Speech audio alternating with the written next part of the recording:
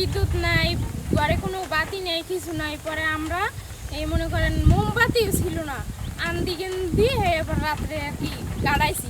পরে পানি চারিদিকে পানি, পরে শহরের উপরে উঠছি, শহরের উপরেও থাকতে পারিনি। পরে একটা বাচ্চা ছিল, ওই বাচ্চাটা আমি কোলে নিয়ে ওর আব্বু কোলে নিয়ে তারপর দাঁড়ায় রয়েছে। কিন্তু এমন অবস্থা আমাকে কিছুই নাই, মনে করেন প্রত্যেক বছরই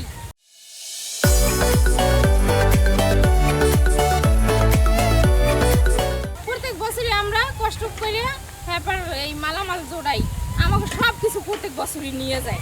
এমন বছর বাদ নাই যে আমাকে না নিছে, কোনো রকমের একটু বেরিবাদ দেয়, তারপর আবার বর্ষার সময় বন্যা হয়ে এগুলো মনে করেন ছুটে যায়।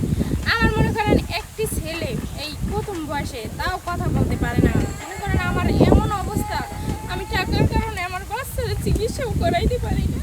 আমার মনে অনেক আফসোস যে আমার বাচ্চা কথা বলবে। আমি যে অনেক কষ্ট করে বাচ্চাটারে লালন পালন করে বড় করছি, কিন্তু আমারও তো মনে একটা আশা যে আমার বাচ্চার কথাটা আমি শুনি, কিন্তু তাও পারি না।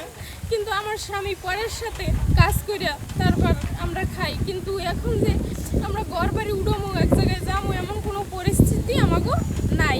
বন্যার সময় তো কোনো অভাবে পাই নাই, এবার সাঁতরাইয়া এবার রাস্তা করছি। হ্যাঁ, কিছু সরাইতে পারিনি।